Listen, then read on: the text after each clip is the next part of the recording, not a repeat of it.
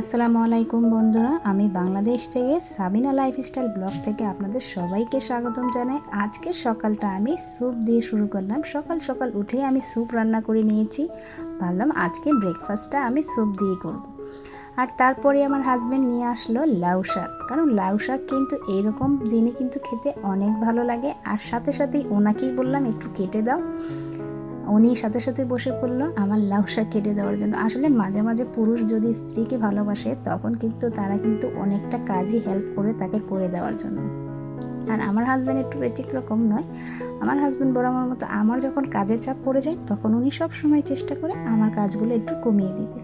আর এই পর্যায়ে আমি ছোট মাছ নিয়ে নিয়েছি, বেলে মাছ। আমি আজকে লাউ পাতা দিয়ে বেলে মাছ রান্না করব।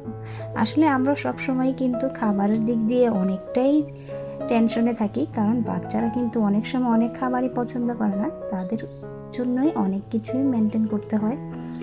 আর মাঝে মাঝে কিন্তু বড়দের পছন্দের খেয়ালটাও রাখতে হয়। তাই আমি সব সময় চেষ্টা করি যে সবাইকেই খুশি রাখার জন্য। তো আজকে বেলে মাছটা হলুদ মরিচ লবণ মেখে কিছুক্ষণের জন্য রেখে দিব, কারণ মাছটা আমি ভেজে রান্না করব। কারণ শাক দিয়ে মাছ রান্না করতে গেলে ছোটো মাছ কিন্তু অনেক সময় ভেঙে যায়, তাই আমি প্রথমে মাছগুলো ভেজে নেব। আর সব সময় কিন্তু আমি আমার ব্লগের মধ্যে আপনাদের সবাইকেই বলি, যারাই আমার চ্যানেলে নতুন আসছেন অবশ্যই চ্যানেলটা সাবস্ক্রাইব করে বেল বাটন চাপ দিয়ে রাখবেন, যাতে আমি যখনই ভিডিও ছাড়ি সর্বপ্রথম আপনাদের কাছেই চলে যায়। আর যারা নতুন আসবেন অবশ্যই তাদেরকে বলবো, আমার ভিডিওর কোনো অংশ যদি আপনাদের কাছে একটুও ভালো লেগে থাকে তাহলে অবশ্যই আমার চ্যানেলের পাশেই থেকে যাবেন। এই পর্যায়ে আমি মাছগুলো ভেজে নিয়েছি, রান্না করে নেব। আসলে লাউ শাক দিয়ে যখন কোনো রান্না করা হয় সেটা কিন্তু খুবই দ্রুত হয়ে যায় আর খেতে কিন্তু অনেক ভালো লাগে। তো এই পর্যায়ে আমি কাঁচামরিচ আর পেঁয়াজগুলো তেলে একটু ভেজে এই পর্যায়ে আমি মশলাগুলো এক এক করে দিয়ে দিব। হলুদের গুঁড়ো, মরিচের গুঁড়ো, ধনিয়া গুঁড়ো সব উপকরণগুলি দিয়ে দিব। এই পর্যায়ে জিরের গুঁড়ো দিয়ে দিব। আসলে আমরা যখনই কোনো কিছু আয়োজন করতে যাই রান্না বান্না, সেটা কিন্তু আমরা আগেই যদি চিন্তা ভাবনা করে রাখি তাহলে কিন্তু আমাদের কাজের অনেকটাই প্যারা কমে যায়। আর নয়তো দেখা যায় যখনই রান্না করতে যাই তখনই কিন্তু একটা না একটা সমস্যা শুরু হয়ে যায়, হয় গুছানো নেই, হয়তো দেরি হয়ে যায়।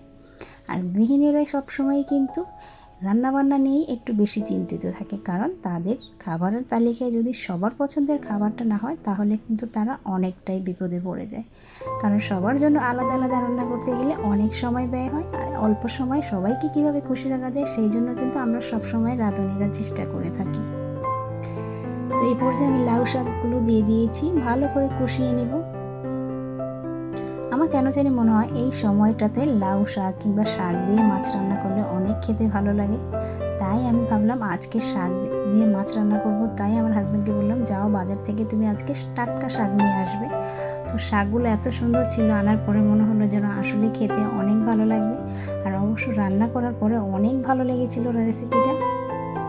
তবে অনেকেই বলে যে শিং মাছ দিয়ে নাকি লাউ পাতার ঝোল ভালো লাগে। আমার কাছে মনে হয় যেন যেভাবে রান্না করেন না কেন লাউ পাতা কিন্তু খেতে অনেক ভালো লাগে। আমি নেড়ে চেড়ে ভালো করে কষিয়ে নিব। তবে আমি কিন্তু দুটো আলু দিয়ে দিয়েছি, কারণ শুধু শাকের সাথে ভালো লাগবে না। চিন্তা করলাম বাচ্চারা যদি আলুটা খায়, এই জন্য আমি শাকের সাথেও আলু দিয়ে দিয়েছি।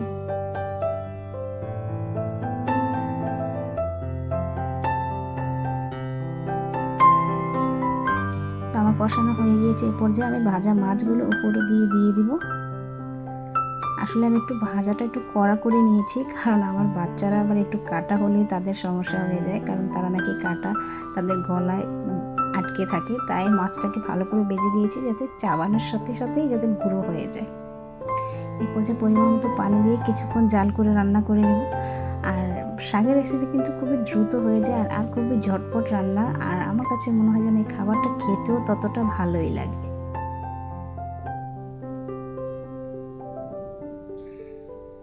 ঢেকে কিছুক্ষণ রান্না করে নেব।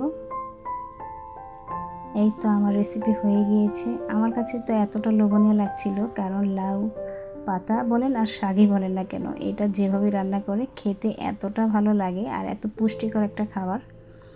আমার মনে হয় মাঝে মাঝে আমাদের এরকমভাবেই খাওয়া উচিত। তারপর আরেকটা রেসিপিতেও চলে যাব। আসলে বরাবরের মতো দিন দৈনন্দিন জীবনেই কিন্তু আমরা অনেক কাজই করে থাকি, সেই কাজগুলোই কিন্তু আপনাদের সামনে শেয়ার করি। আর আমরা যেটাই করি না কেন, আমরা কিন্তু চাই সব অডিয়েন্স বা ভালোবেসে আমাদের ভিডিওটা দেখে লাইক করে আমাদের ভালোবাসাটাকে বাড়িয়ে দেব। কিন্তু অনেকেই দেখা যায় ভিডিও তো দেখে কিন্তু লাইক করে না।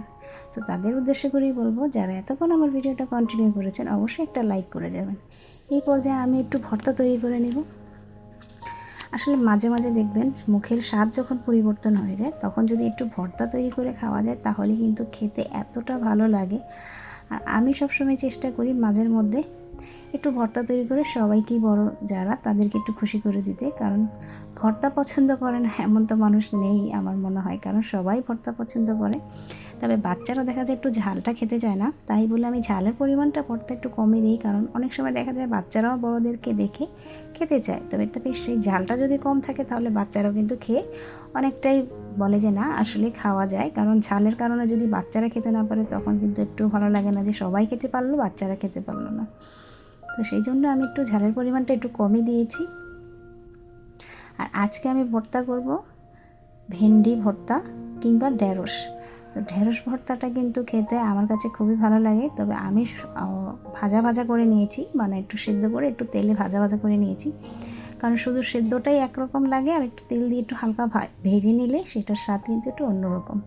তো এই জন্য আমি প্রথমেই কিন্তু পেঁয়াজ কাঁচামরিচ এগুলো সবগুলো মিক্স করে থেতো করে নিচ্ছি। কারণ ঢেঁড়সটা কিন্তু দিলেই সাথে সাথে কিন্তু মিলে যাবে, কারণ সেটা কিন্তু একদম তুলতুলো হয়ে গিয়েছে। সেই জন্য আমি আগেই ধনেপাতা কাঁচামরিচ সবগুলো থেতো করে তারপরেই কিন্তু আমি এর মধ্যে ঢেঁড়সগুলো দিয়ে দিব।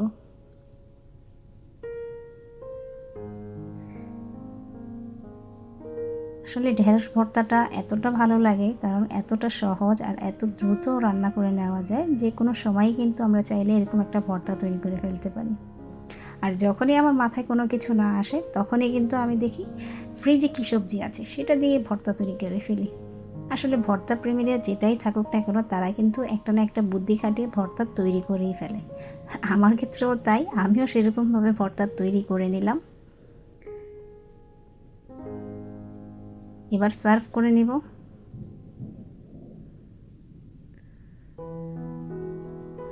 আজকের মতো এখানেই বিদায় নিচ্ছি। তো সবাই ভালো থাকবেন।